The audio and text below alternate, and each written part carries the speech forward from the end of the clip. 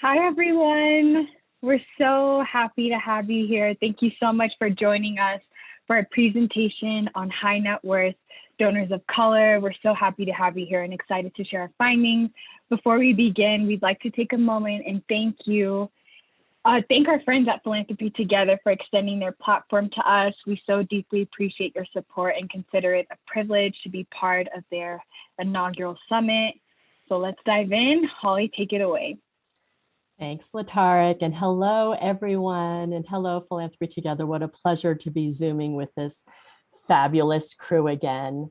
We'd like to start our session today by throwing it back at you. You are here, you're on this call because you care about making your worlds and your communities a better place, and you believe in the power of a collective to do just that. Since humans have been living in groups, we help each other. You can call it mutual aid or giving circles or community. Both charity and philanthropy have their roots in Greek words for love. Think about your people. On whose shoulders do you stand? What is your culture of giving? Where did you learn generosity? We're going to send you into breakouts in a couple minutes to share with each other and get to know each other a tiny bit. But to get us started, Letarik, I thought it'd be nice if Letarik and I shared a little bit about who our people are. So Letarik, would you go first, please? Of course. So although we do have a formal giving tradition in Ethiopian culture called a mahaba, which I'll tell you about another time, this idea of generosity is so inherent to me because of the community that I come from. My parents and several other Ethiopian immigrants settled in Denver in the late 80s, early 90s. And what little you see in this photo, as I had to crop out 20 or so other beautiful faces, are testaments of this community's steadfast love and generosity. Whether it was pooling dollars for funerals, remittances back home, college tuition, or showing up in surplus for graduations or weddings, I still have yet to go to my first American wedding. So I've only ever been to weddings that have at least 300 people. I have been deeply marked by the sacrifice and immense commitment of this community to keep their hands, hearts, and homes open. How about you, Holly? I want to say hi to Affy. I see that she just joined, and Jeannie Sager from Lily School. Hi, I can't see all of you right now, but I'm glad that you're here. So the picture on the right is me, and it's pretty soon after my family immigrated here from Korea. I'm the girl in my dad's arms, and my brother is in my mom's arms. And my mom and dad, since I can remember, were always part of a ge. And in Korea, a ge is like a shared savings circle. And I've been part of lots of girlfriend ges since I've been in the States, and they can be frivolous, they can be small, they can be giant, they can be meaningful, they can be very serious. But about 15 years ago, I turned this idea of a Korean collective giving ge into a giving circle, the Asian Women Giving Circle. And we've, in an all volunteer way, moved over $1 million to support Asian American women and girls in New York City who use the tools of arts and culture to bring about equitable social change. So that's a tiny bit about us. Isis is the Zoom master behind the screens, and she's going to send you off into breakout rooms. You have 8 minutes to share a little bit with each other about who your people are. Where did you learn how to be generous? What is your culture of giving? When you come back to the main room, we'll ask a couple brave souls to volunteer and share something that you learned about someone in your group. So please think about whether you could do that, because I think it'd be nice for all of us to hear back from a couple of different groups. So off you go, and we'll see you in about 8 minutes. Heard about a big sister before in doing these things. Thank you. Isis, our time is probably up, right? Yep, you're good. Everyone's back. Okay, cool. Oh, everyone's back. Hello, welcome back. Sorry about that. That was really fun in our spontaneous room in the main room to hear about people's families and big sisters and starting at age 10. Are there any brave souls who'd like to just share a couple thoughts from the breakouts that you were in? Please, just one or two of you. If not, I'm going to pick on you if I know you. And I can't see hands really, so I think just unmute yourself and start talking. All right, I'm going to pick on Jeannie Sager from Lily School. Can you share one thing from your breakout? And then Affy, you're up, and then we'll be done. Thanks. No, I love this question. Thank you for the opportunity to allow us to share. I shared a little bit about my background, kind of growing up in an immigrant family and and giving back to, as part of the Filipino culture, in particular, giving back to the Philippines. But my room was full of lots of different familial stories, in particular, kind of around the Jewish faith and their strong traditions of giving back. So yeah, thank you for the opportunity. Thank you, Jeannie. Affy, can you share one tidbit from your room, please? I'm cracking. This is what happens when you have friends, people. It This sure is. I know you thought you were going to like, skulk away. what is happening? So I shared about, I grew up in a Black family in the church, and just my mom spent a lot of time like adopting people's children and taking care of other people's kids. And like, I've had foster sisters, I've cousins, I have 3 siblings that she adopted when we were in middle or in high school, like that she just took them in. And then there's just this constant sense of duty and community to giving, tithing, both in church and in community, but then also giving back to elders back in Kalamazoo, Michigan. So just a general space of service is my mom and my people. Thank you. And I appreciate it. I owe you a glass. You owe me a call out, I owe you something. Yeah. All right. So let's plow forwards and thank you for sharing with each other. And thank you to you voluntold friends to share with the big group. As Letarik and I build this philanthropic practice together, we assume that all of us have cultures of giving. All of us have folks from whom we learn generosity. Many of the people we interviewed for this project cited their parents' home cultures as impacting their attitudes towards giving. Others spoke of the churches in their hometowns or at the open spots at their grandmother's dinner tables. Although the specific cultures differed, the importance of culture and giving was central among the high net worth donors of color we interviewed. Both Letarik and I were privileged to get to help build the Donors of Color Network, the first ever network of high net worth donors of color in the US. And I think, again, I can't see everyone, I think Jeannie Park and Sharon Chen are on this call, and they're board members of the C3 and the C4 respectively. So chat them and I can connect you with them later on if you're interested as well. And so to build that work, a small team of us did 3 streams of research. And I got to lead the qualitative part of the research in which we interviewed over 100 high net worth donors of color intensities across the country. Urvashi Vad, another of the network's co-founders, and I are writing a report on this qualitative research, and it will be released in the fall.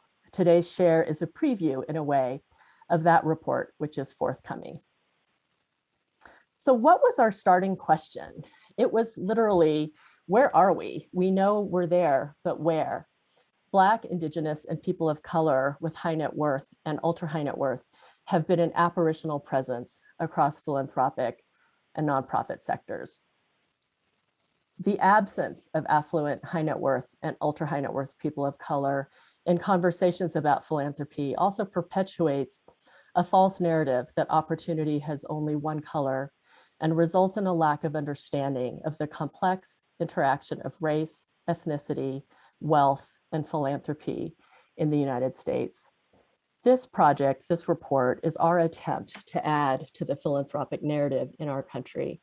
In fact, it is our premise that the story of philanthropy in the United States has not been fully told, for it has been told historically as a largely white story, a largely inherited wealth story, and in recent years as a largely billionaires story.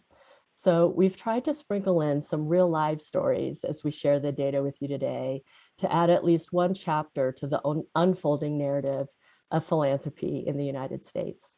Letarik, back to you, my friend. Thank you, Hali. So I'm going to walk you through some definitions and demographics of our sample. So what do we mean by high net worth and ultra high net worth? Well, there isn't one widely held or recognized definition of high net worth or ultra high net worth in our sector. But for our study, we pulled banking and financial data to arrive at our definitions. High net worth donors are defined as folks who have assets of $1 or more million and have capacity to give $50,000 or more annually. And ultra high net worth donors have assets of $30 or more million and have the capacity to move at least $1 million or more a year. So we had the privilege of interviewing 113 individual high net worth BIPOC donors, all across the United States. You can see the cities outlined there on the left. You'll notice that the San Francisco Bay Area, North Texas, so Dallas, Texas, and the New York City metro area have the largest pockets of interviewees. Obviously, there are huge gaps like Los Angeles, Chicago, Detroit, the entire state of Ohio, but we followed the leads that we had. And to note, typically qualitative studies in our sector interview 20, maybe 30 people like us, and that seemed so paltry. So we picked 100 because it was more, though obviously not enough to be representative. So here are some figures worth highlighting. The sum of annual giving was 56 million. The median of annual giving was 87,500. In these pie charts here, you'll notice first, for the value of investable assets, around 57% of the population interviewed had net assets between 1 and 10 million. 18% had assets between 10 to 30 million, and 22% had assets of 30 million plus. And then on the bottom, you'll see we've included a brief snapshot of age, race, and ethnicity figures. So take a moment to review those. We want to note that on education, 96% actually had a bachelor's degree, and 65% had either a professional degree or a doctorate degree, while nearly 75% had a graduate degree of any kind.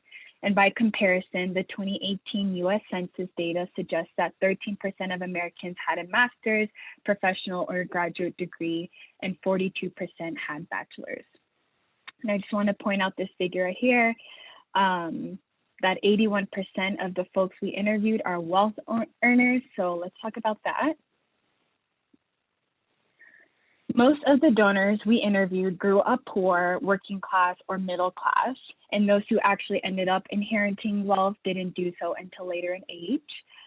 The vast majority of the donors we interviewed, of course, were self-made, and 1 in 10 had inherited their wealth. And by virtue of being wealth earners and creators, philanthropy is an entirely new endeavor for most of our sample. And in many of the cases, they were tasked with giving away their own dollars. As it concerns wealth, measured by liquid investable assets, more than half of those interviewed reported liquid investable assets between 1 and 10 million, and almost a quarter reported assets greater than 30 million. And on annual giving, among the donors interviewed, the median annual giving was 87,500. So nearly 1/3 reported annual giving up to 50,000. 1/4 reported giving between 50 and 100,000, and 1 in 6 reported giving between 150 and $300,000. And now we'll move on to themes. Hali. Thanks, Letarik. So our final report that's coming is long. I think it's at least 100 pages. I've forgotten at this point, and full of notes and lots of stories. So for this section, we'd just like to share with you some highlights, a few highlights and some major themes.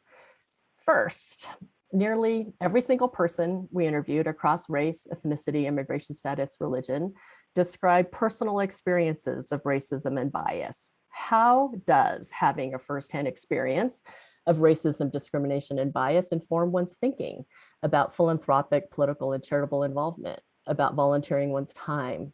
How does this shared experience of racism create a fundamentally different basis upon which to form community?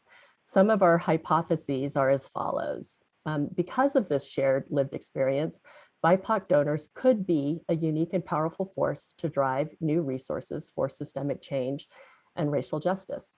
Many of the donors of color we interviewed are thinking systemically about how to tackle the social issues they care about, and honestly, that many of them have personally experienced. The folks we interviewed expressed a real desire to create systemic change, but many of them just simply had no idea how to go about doing that. Second, the racial wealth gap is real, and nearly everyone talked about it. Folks told us about parents not being able to buy homes in one part of town because of redlining, and how that affected their family's ability to build wealth via home ownership over the long haul.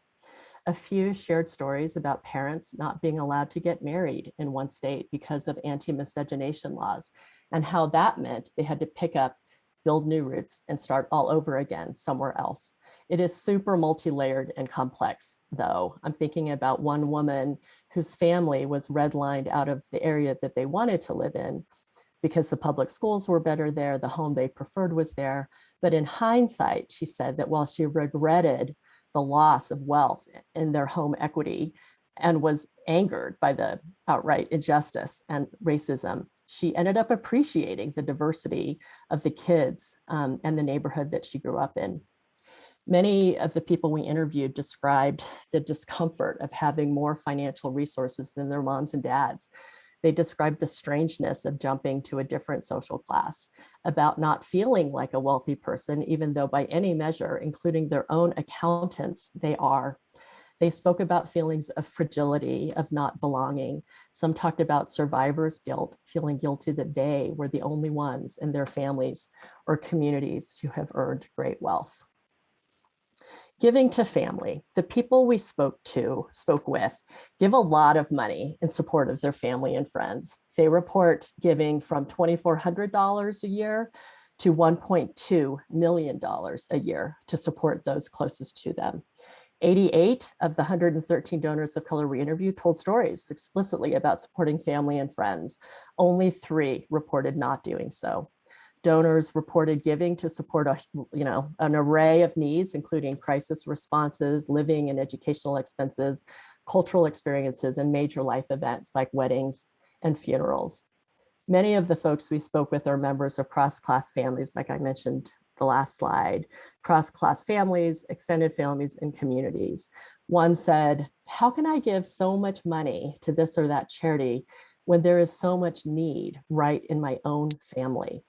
Another interviewee, who is a wealth advisor, regularly admonishes their clients not to become their family's ATM. In one moving story I'll never forget, a Black couple shared that in the past year, they'd given just over $50,000 to 501c3 organizations and to political candidates and causes. But that same year, they gave $500,000 in support of their family and friends.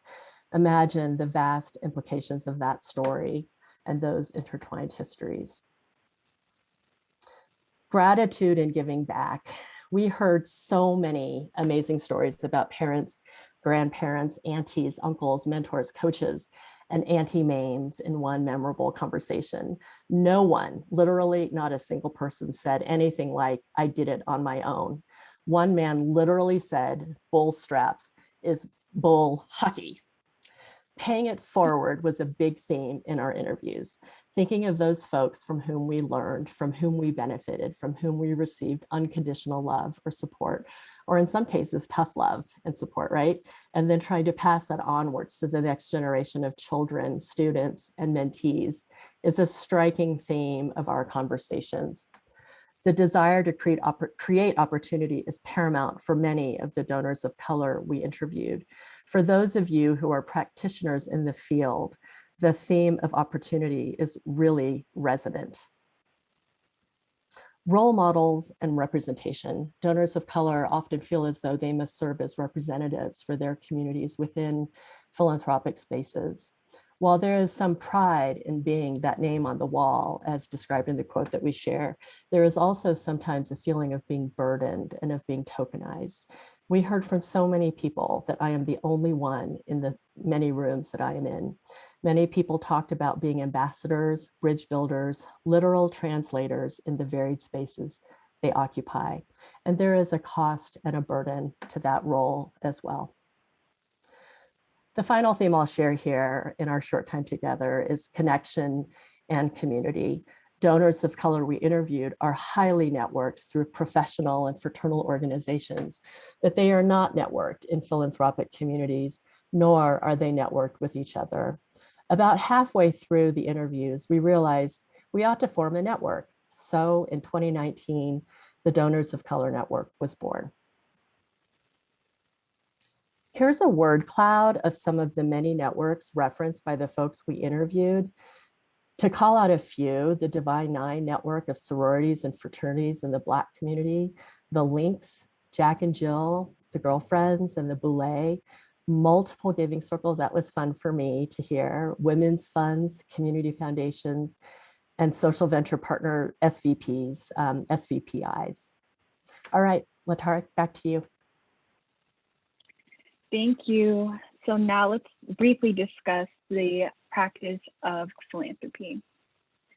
So donors of color are new to philanthropy. So remember that 80% of the people we interviewed are wealth earners and wealth creators. They grew up poor, working class, and middle class. For those who are immigrants, they are learning how to do this uniquely American thing as part of their acculturation to American culture. For others, philanthropy is one of the responsibilities and markers of joining a newly earned socioeconomic class. Often philanthropy is a second, third, or even fourth career for the donors we interviewed. Donors of color are motivated to give and do so generously. So the participants were asked to identify the largest gift they'd ever given. The gifts ranged from 2K all the way up to 26 million. Donors reported annual giving amounts of 4,000 to 17 million annually. The median annual giving for high net worth donors of color was 87,500, and the total annual giving was 56 million. Donors of color don't typically look to philanthropy professionals for advice, nor have they set up formal charitable giving vehicles. So many of the people we interviewed had never heard of such a job or role as a philanthropic advisor. On the very idea of employing someone to help you give your money away, one woman said, "What? That's a thing?"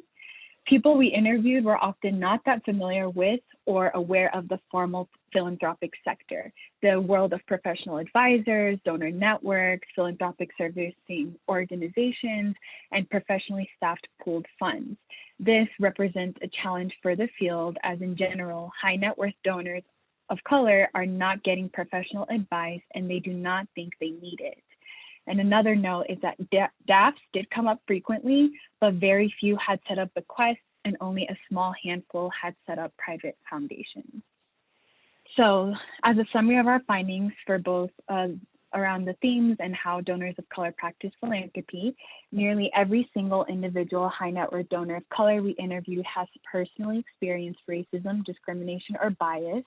Donors of color are often wealth earners and wealth creators, and are often the person in their family who has crossed into new socioeconomic class.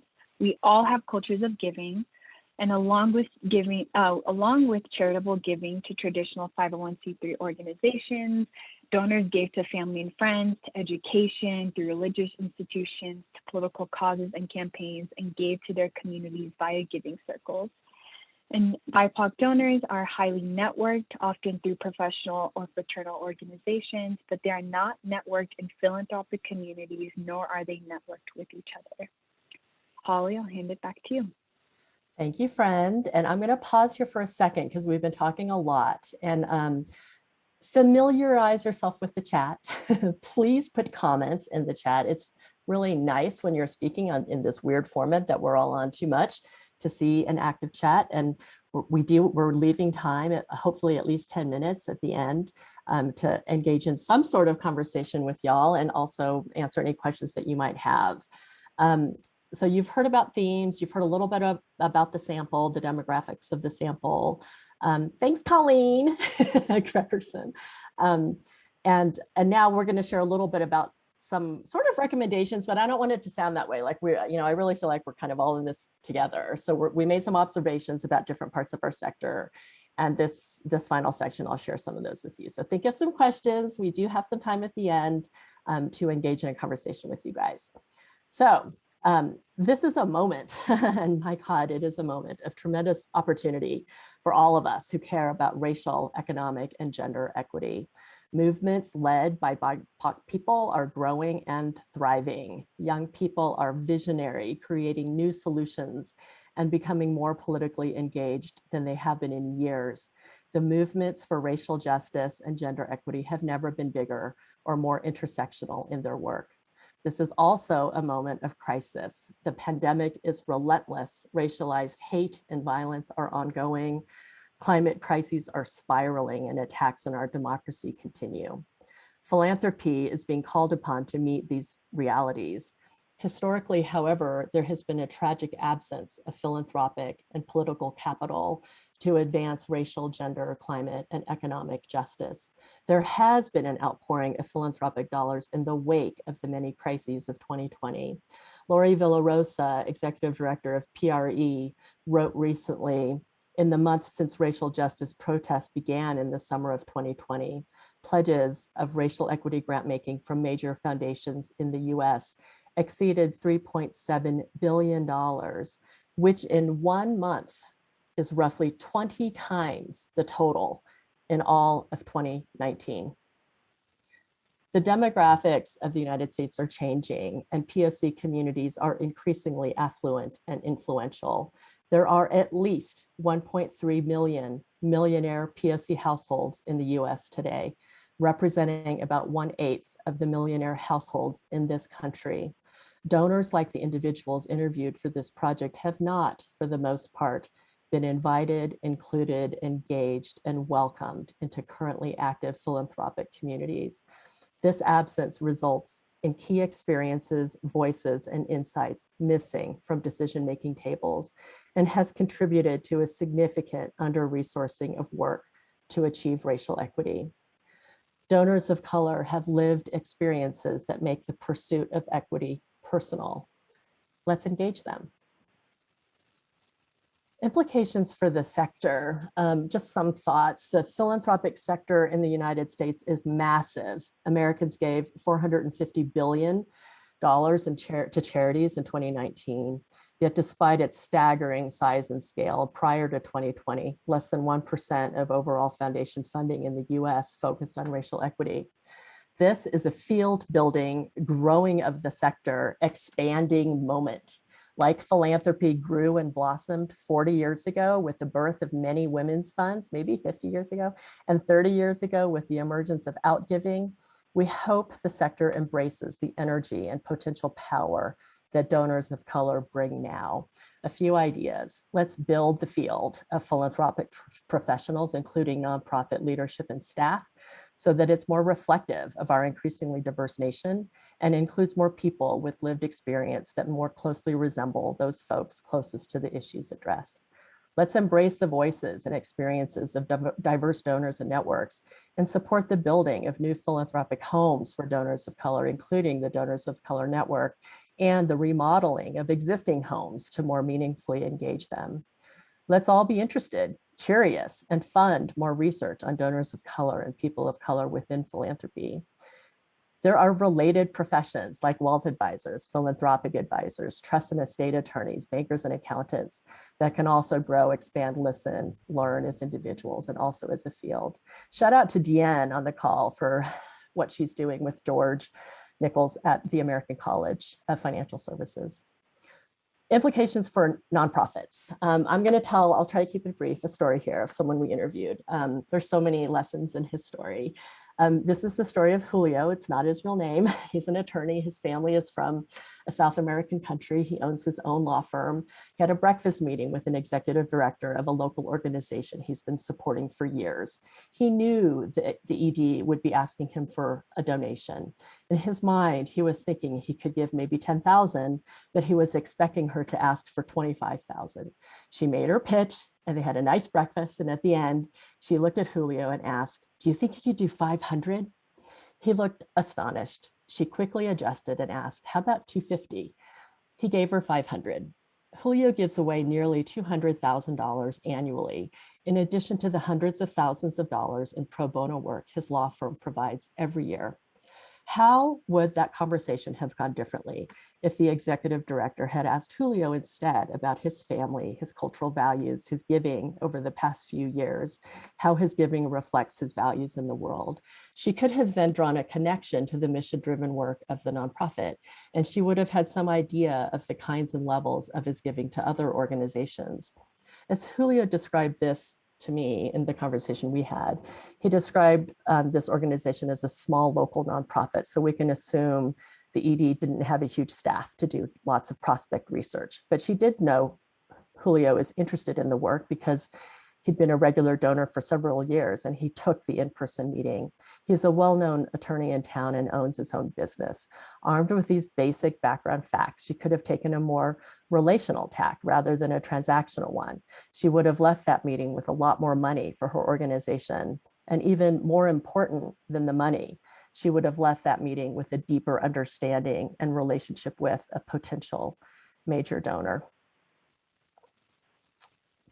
Implications for individual donors. To the individual BIPOC donors out there, you are not alone. There are well over 1 million of you, each with assets of $1 million or more. You are generous, you are builders, you support family and friends. You are highly networked, yet you also often feel like the only one. We hear you and we see you. We hope you see yourselves in this data and are as inspired by the stories of your peers as we were. The many crises of our time, however, require a collective response. Together, united by common purpose and shared values, we can be stronger than the sum of our individual parts. There are some awesome examples of networked giving building power.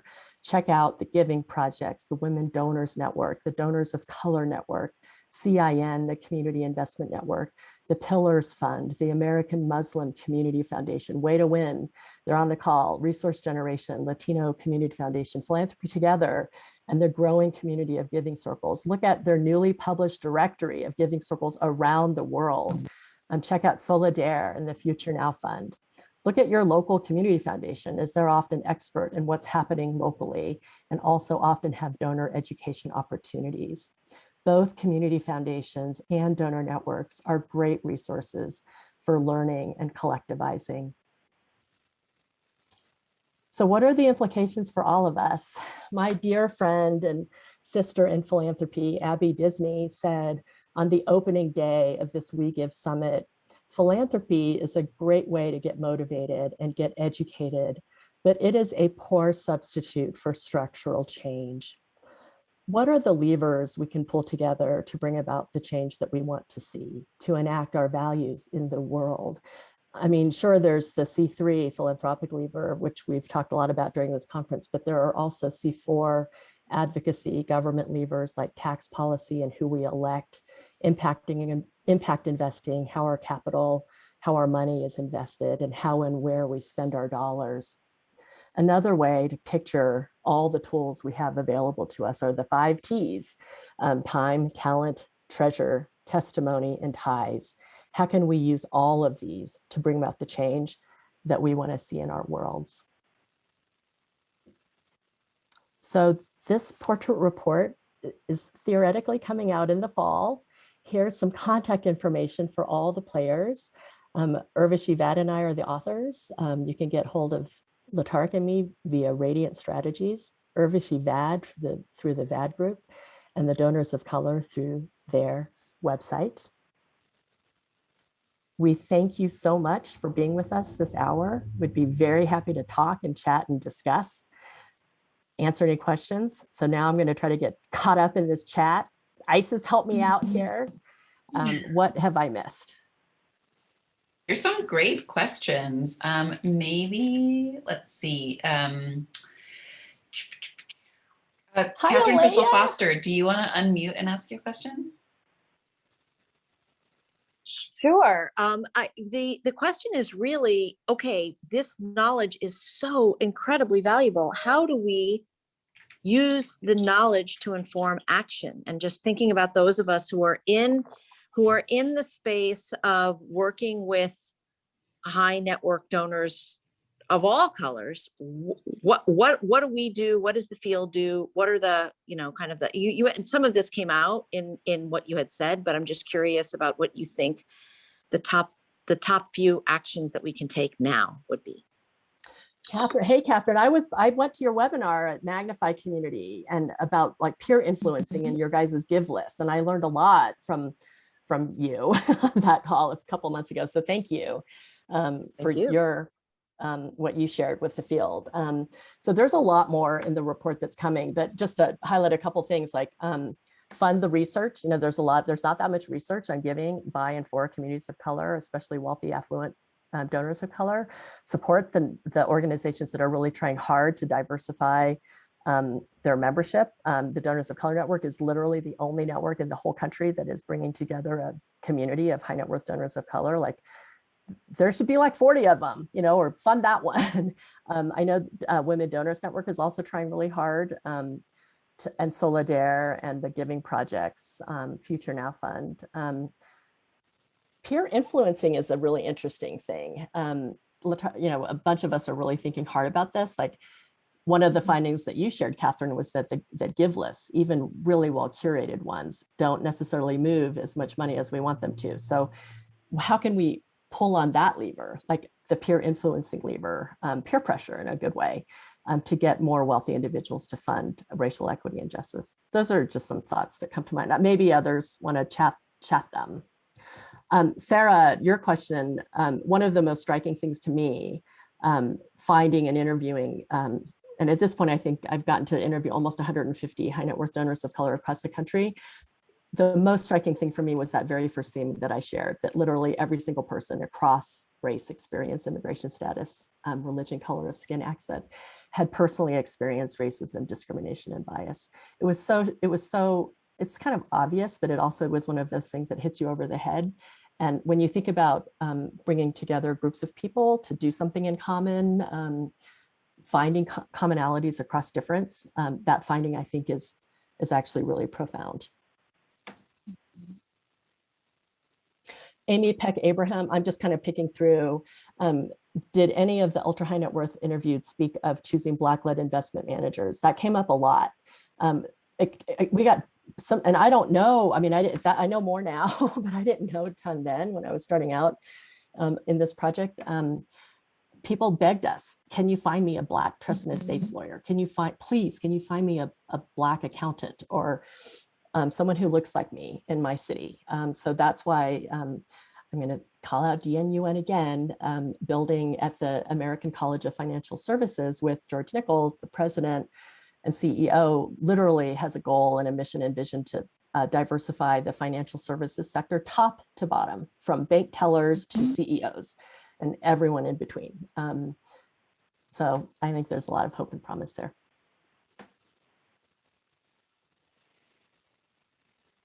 What else? Someone's got to unmute and ask. There's a question, Holly, from Kyson. Kyson, did you want to unmute? Can you hear me? Hi, Kyson. Hi.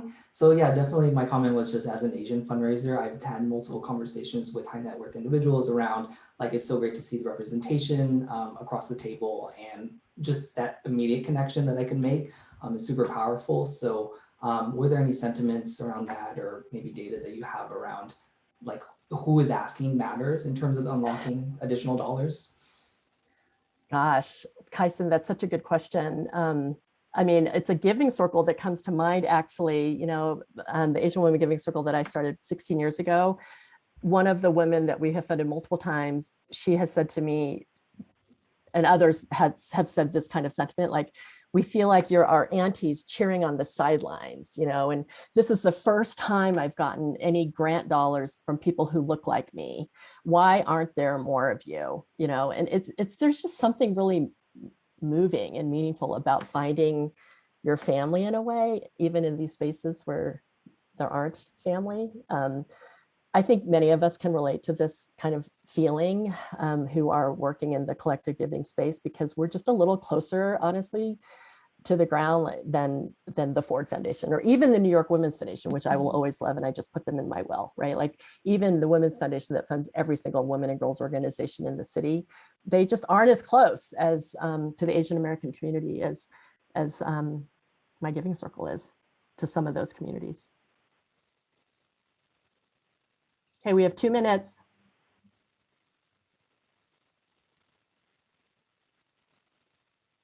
And I think there's a new Asian American Foundation, Kyson, that I haven't heard that much about, but I've gotten some emails and stuff about it. And I know some of the people in the advisory, so I'm excited about that. There hasn't been a robust Asian American philanthropic entity, which is so weird. A lot of the money that our communities give gets sent back home. So I'm excited about what this group of people will build domestically. Yeah.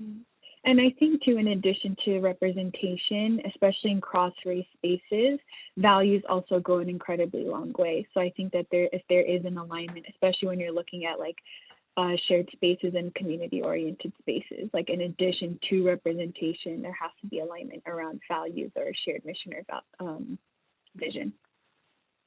Fundamental, right? Mm-hmm. I have a question. Yeah.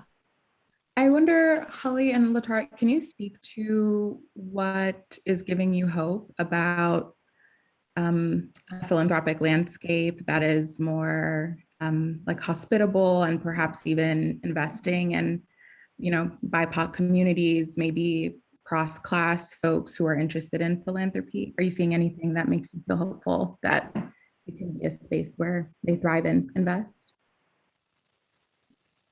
That's such a good question. I mean, that was Alea, right? I think I recognized your voice.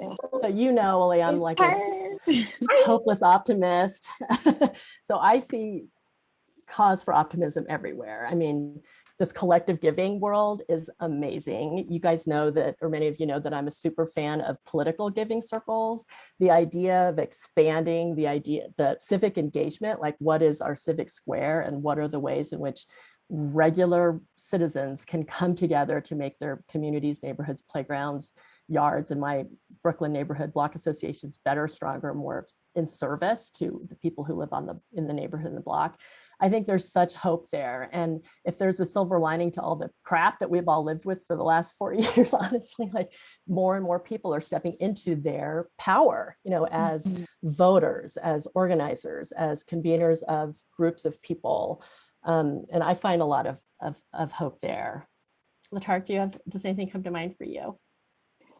Only that I think like recently we're working on a new project and have been interviewing movement leaders around and asking them a similar question around like, we're in this golden age of activism, like what is it that, in terms of like the spaces that we can create and like, what is it that excites you about the work that's possible?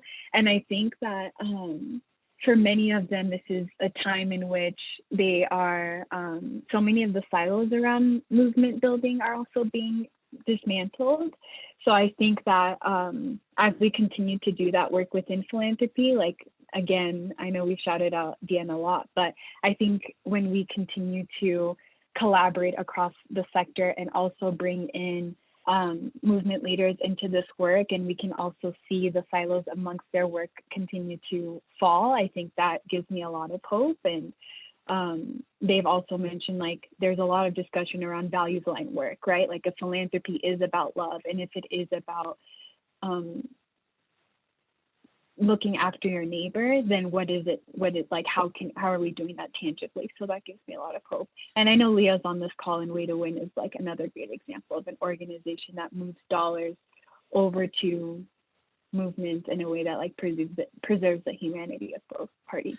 That's so true, Letarik. And you know, just to say that again, like we're doing this really fun project. We're interviewing movement leaders to ask them like what do they want to see in terms of repair in this philanthropic relationship that has been kind of crummy, you know, for both donor and doer, right? Like what can happen if we try to make that relationship or support that relationship to be a little bit more towards transformation and a little bit less towards transactional. And though if they have hope, we can, right? Like they're doing the heavy lifting of the work that's out there. And if they can find hope in this sector, then we certainly can. So that makes me hopeful. Thank you, Alea. It's nice to see you. Thank you both so much. Amazing. I think we're at time. Is that right, Isis? Okay, yeah. So we're getting the cane. But keep the conversation going in our community forum if you haven't yet joined. Do the evaluation and yes. You know, we could chat in the forum. We're doing all the right things, Isis and Sadi. And thank you for being here. We're going to share information and slides, and we'll share the report when it's out and the exec summary and all of that. And thanks for joining us. Yeah, thank you so much for coming.